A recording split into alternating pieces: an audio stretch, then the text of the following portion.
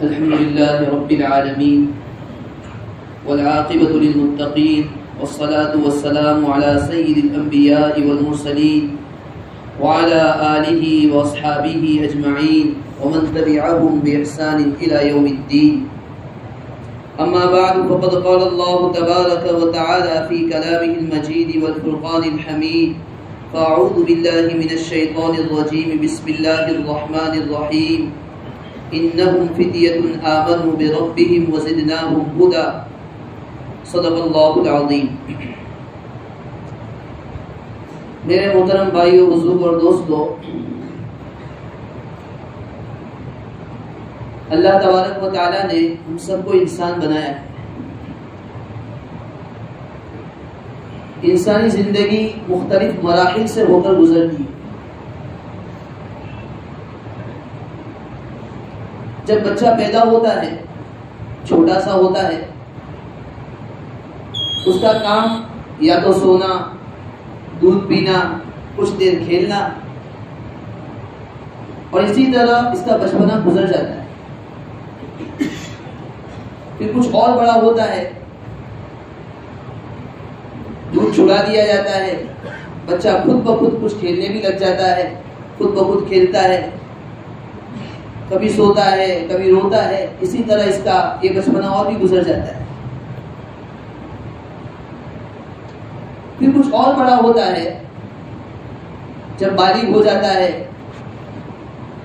یا 7 سال 8 سال کی عمر تک پہنچتا ہے، اب اس کے سر پر کچھ تعلیم کی ذمہ داری آتی ہے، کچھ پڑھنے کی ذمہ داری آتی ہے.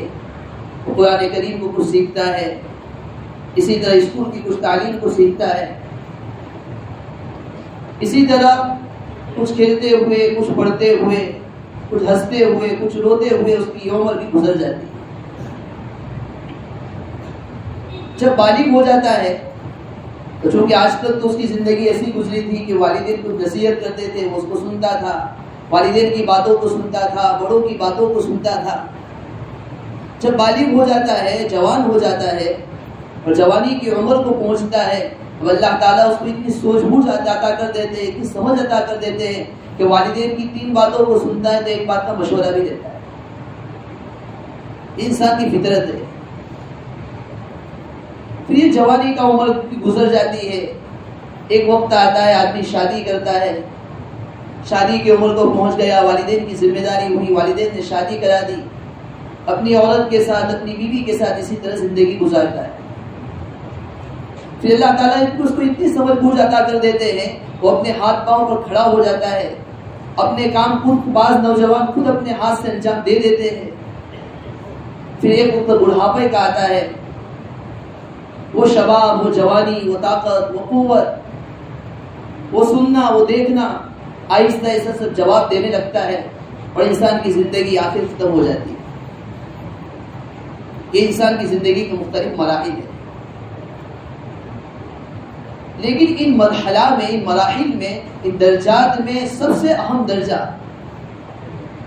جس کی سب سے زیادہ اہمیت ہے، وہ جوانی کا زمانہ ہے. جوانی میں اللہ تعالیٰ کی طرف سے خوب طاقت عطا کی جاتی ہے، خوب قوت عطا کی جاتی ہے، انسان خوب مضبوط ہوتا ہے. اسی لیے کہا جاتا ہے جس قوم کا نوجوان طاقتور ہوگا، بیدار ہوگا، جس قوم کے نوجوان میں سمجھ بوجھ زیادہ ہوگی، اگر اس قوم کے نوجوان کے اندر صحیح انقلاب برپا کرنے کا جذبہ پیدا ہو گیا، وہ ساری قوم، ساری انسانیت، سارے محلے کے اندر، سارے شہر میں انقلاب برپا کر دے گا. نوجوانوں میں اللہ نے وہ طاقت رکھی ہے. اور جس قوم کے نوجوان میں بیداری پیداری ہوئی، حس بیداری ہوئی، سمجھ بیداری ہوئی، اپنی کیا ذمہ داری ہے وہ ذمہ داری کو سمجھنے والے نہیں ہوئے، وہ نوجوان بھی سوئے گا، اس قوم بھی سوتی رہے گی.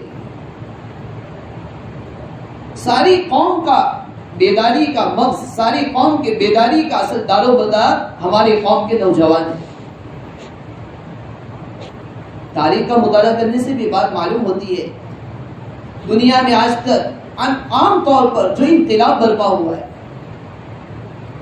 جو ایک نئی فضا قائم ہوئی ہے، وقت کے حکمراں اور بادشاہ سے جس نے آنکھوں سے آنکھیں ملا کر بات کی ہے.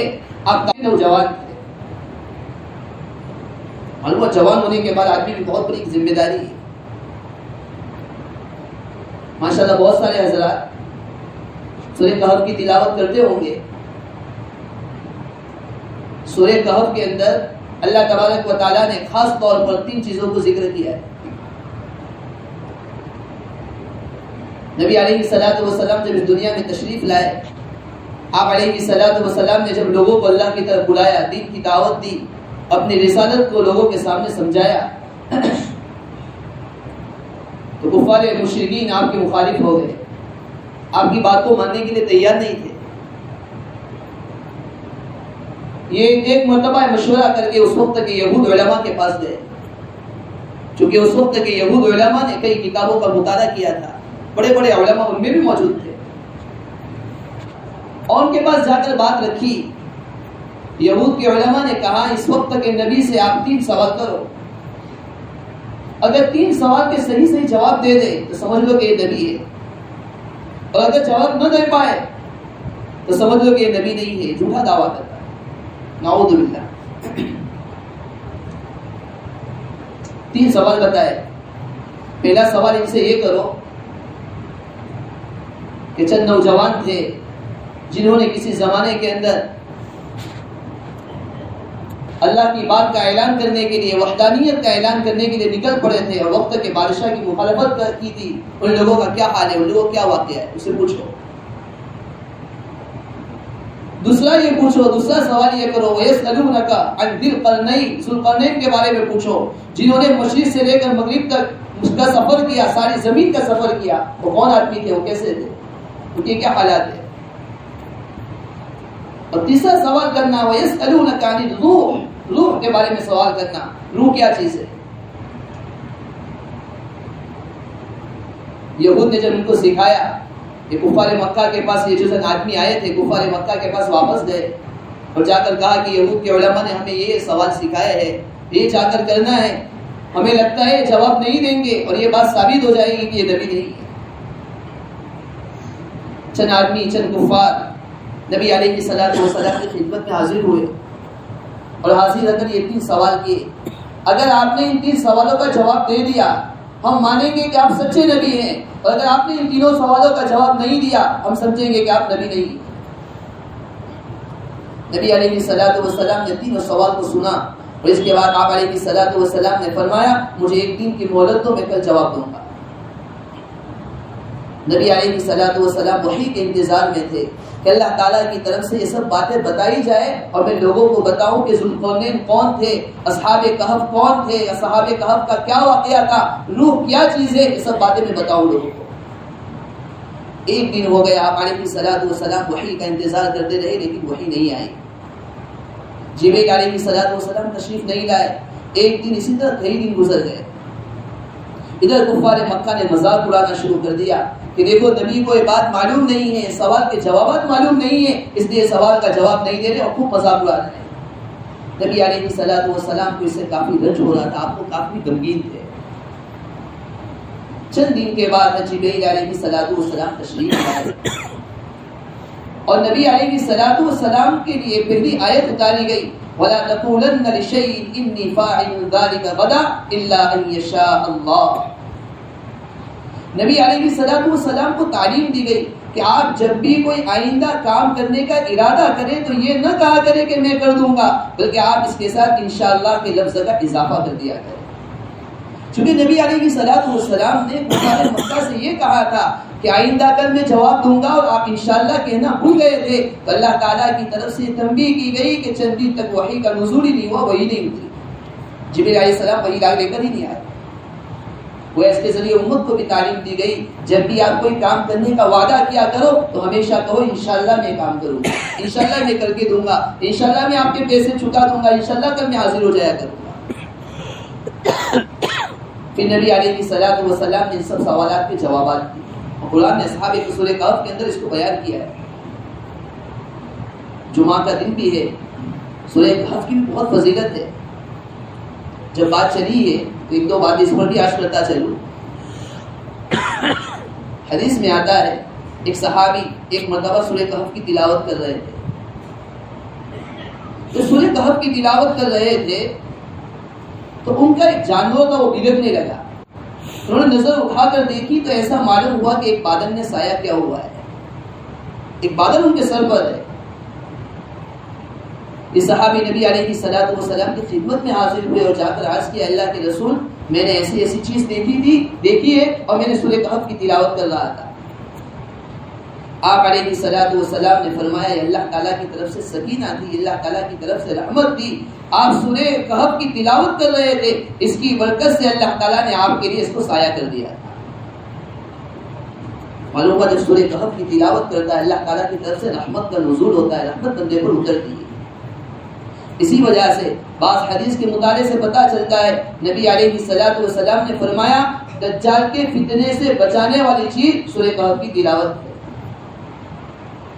بعض حضرات نے بعض حدیث میں بیان کیا گیا جو آدمی سورہ کہف کی تلاوت کرتا ہے اللہ تبارک و تعالیٰ اس کو دجال کے فتنے سے محفوظ رکھیں گے اور اس جمعہ سے لے کر آئندہ جمعہ تک اللہ تعالیٰ اس کے گناہوں کو معاف فرما دیں گے.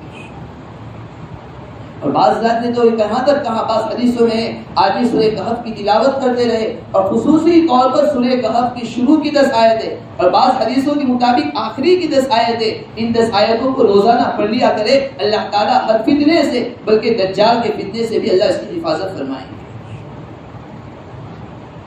لہٰذا ہر جمعہ کو سورہ کہف کی تلاوت کا بھی اہتمام کرے.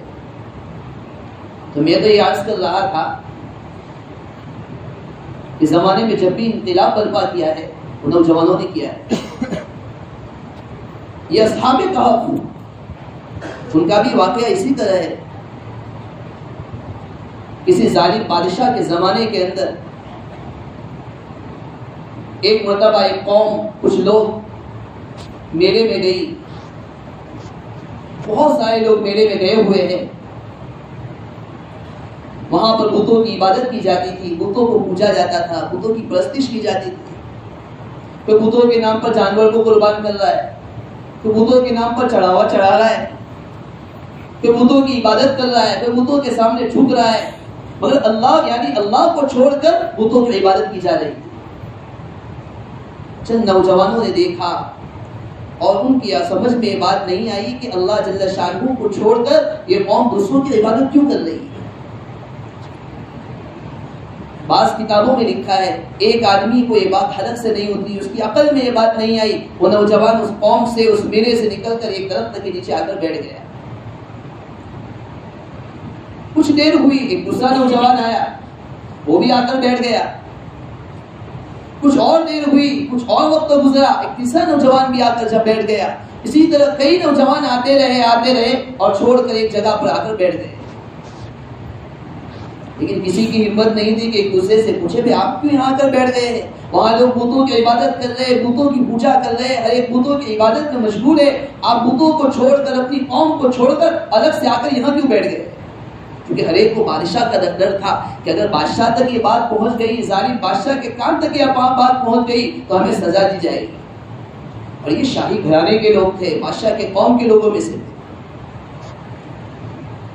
اچانک ایک نوجوان نے ہمت کی اور دوسرے سے پوچھا کہ آپ نے بتوں کی عبادت کو چھوڑا, یہاں کر کیوں بیٹھ گئے.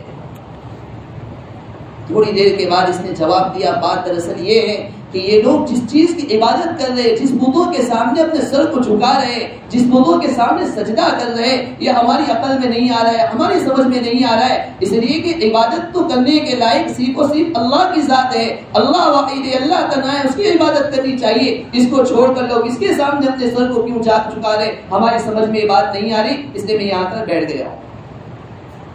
پوچھنے والے نے کہا میرے دل کی بھی یہی حالت ہے, مجھے بھی یہ سمجھ میں نہیں آ رہا ہے کہ لوگ اللہ کو چھوڑ کے اس کی عبادت کیوں کرتے ہیں.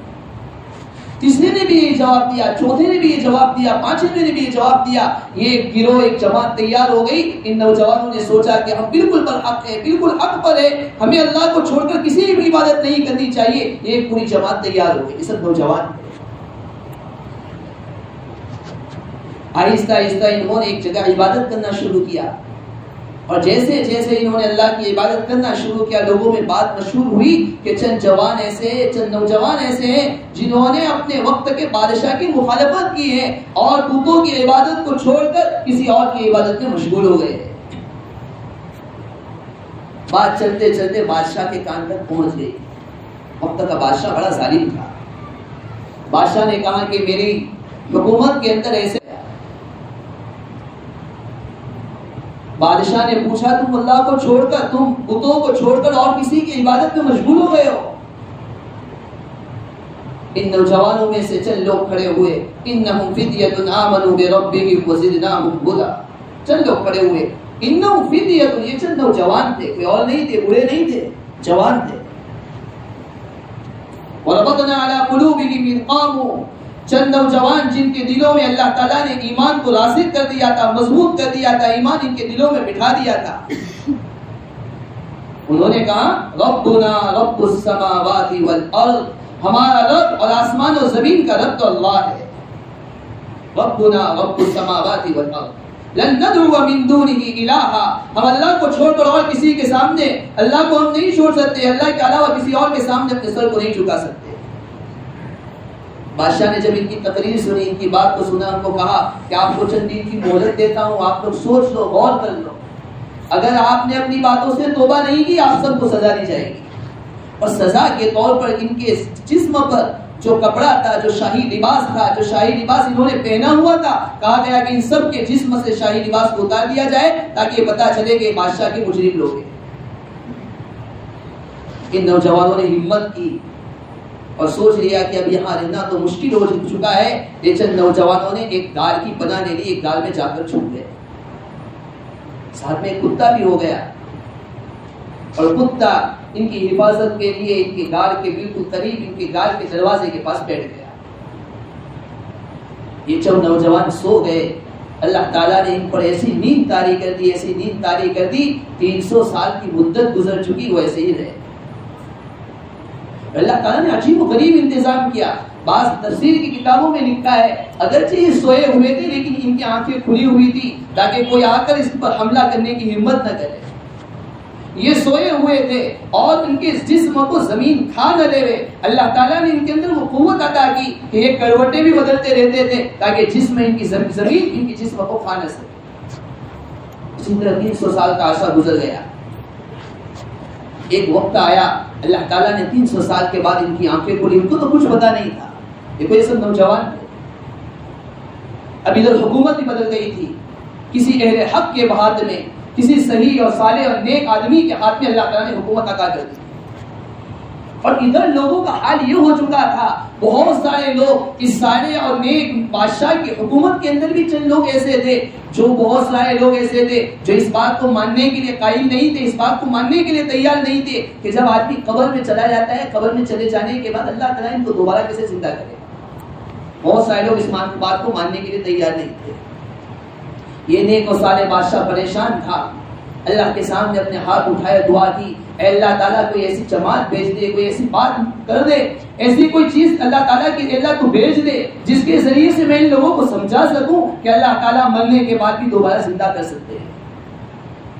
ادھر یہ دعا کر رہے تھے، ادھر یہ 300 آدمی کی آنکھ کھلی، یہ کچن آدمیوں کی آنکھ کھلی 300 سال کے بعد۔ بھوک لگی تھی، ان میں سے ایک نے اپنا 1 روپیہ نکالا، 1 پیسہ نکالا، ایک دکان پر گیا تاکہ جا کر کچھ اناج لے کر آئے۔ جیسے دکان کے مالک کے پاس، دکاندار کے پاس یہ سکہ دیا اور کہا کہ مجھے اناج چاہیے۔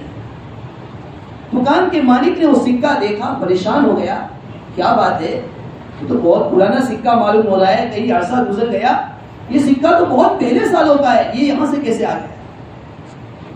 آپس میں کہ دکاندار ایک دوسرے دکاندار کو بتانے لگا، کیسا معلوم ہوتا ہے کہ ان کے ہاتھ کوئی خزانہ آ گیا ہے پرانا، جس کے جو ان کے پاس موجود ہے، اس میں سکہ ہے، اس سکے کو نکال کر لائے۔ یہ نوجوان نے کہا بات ایسی کچھ نہیں ہے، یہ ہمارے پاس یہ سکہ ہے، ہمارے پاس کوئی جائیداد، کوئی خزانہ موجود نہیں ہے، کوئی جائیداد نہیں ہے، کوئی خزانہ نہیں ہے۔ بات چلتے چلتے بادشاہ کے کان تک پہنچ گئی کہ کوئی لوگ ایسے ہیں، اور چونکہ پہلے زمانے کا جو 300 سال پہلے کا جو ظالم بادشاہ تھا، اس کے یہاں ایک تختی کے اندر لکھ دیا گیا تھا کہ چند نوجوانے جو یہاں سے بھاگے ہیں، جو مجرم ہیں، وقت کے بادشاہ کی انہوں نے مخالفت کی ہے، اور یہ نئے آنے والے بادشاہ نے اس کا مطالعہ کر لیا تھا، اس کو دیکھ لیا تھا کہ چند نوجوان ہماری قوم کیسے گزرے ہیں جنہوں نے بادشاہ سے بغاوت کی ہے۔ بادشاہ نے وہ تختی منگوائی اور پڑھا، انہیں یاد آیا کہ واقعتاً چند نوجوان ایسے تھے تو بھاگے تھے۔ جب یہ آدمی کو بادشاہ کے پاس بلایا گیا اور اس نے آ کر کہا کہ ایسی کوئی بات نہیں ہے، ہم لوگ تو یہاں سے فرار ہو گئے تھے، یہ بادشاہ کو دیکھا کہ نیک و صالح ہے، تیار نہیں، میرے ساتھ کال میں چلیے، ہمارے ساتھ اور نوجوان بھی موجود ہے۔ ایک بڑا مجمع بادشاہ کے ساتھ چلا، کار تک پہنچا، انہوں نے دیکھا واقعتاً یہ وہی لوگ ہیں، یہ وہی آدمی ہیں، اور لوگوں کو یہ بات سمجھ میں آ گئی کہ جو اللہ تبارک و تعالیٰ 300 سال کے بعد زندہ کر سکتا ہے، بیدار کر سکتا ہے، 300 سال کی نیند ان کو سلا سکتا ہے، وہی اللہ دوبارہ مرنے کے بعد بھی زندہ کرنے پر قادر ہے۔ ان نوجوان کا جماعت طبقہ تھا، یہ نوجوان کی جماعت تھی جو بادشاہ سے علیحدہ ہو گئے تھے، بادشاہ کی مخالفت کے لیے کھڑے ہو گئے تھے۔ یہ نوجوان تھے جس کے ذریعے سے اللہ تعالیٰ نے پورے ملک کی فضا کو، جس کو لوگ ماننے کے لیے تیار نہیں تھے، جس کا لوگ انکار کر رہے تھے، اللہ نے پوری فضا کو تبدیل کر دیا، اور لوگ اس بات کو ماننے پر مجبور ہو گئے کہ جو اللہ 300 سال تک سلا سکتا ہے اور 300 سال کے بعد ان کو بیدار کر سکتا ہے، وہی اللہ دوبارہ زندہ کرنے پر بھی قادر ہے۔ کہنے کا خلاصہ اور منشا یہ ہے، نوجوانی اللہ تعالیٰ کی بہت بڑی نعمت ہے۔ جتنا دنیا میں انقلاب برپا ہوا ہے وہ نوجوانوں نے برپا کیا ہے۔ آج ہمارے نوجوانوں کو بھی چاہیے بیدار ہو، اپنی نیند سے بیدار ہو، اپنی قوت کو، اپنی طاقت کو، اپنی صحت کی قدر کرتے ہوئے ایک جماعت کھڑی کی جائے، ایک نوجوان کا جماعت اور فرقہ ایک جماعت ایسی ہو جو ہماری قوم میں، ہماری نسل میں، ہمارے معاشرے میں، ہماری بستی میں، ہمارے محلے میں، ہمارے علاقے میں ایک دین کی فضا کو قائم کرنے والے ہو۔ اللہ تعالیٰ شان سے دعا ہے اللہ تبارک و تعالیٰ نے ہمارے نوجوان کو جو صحت عطا کی ہے، جو قوت عطا کی ہے، اس کو صحیح طور پر لگانے کی توفیق و سعادت عطا فرمائے۔ آمین۔ وآخر دعوانا الحمدللہ رب العالمین۔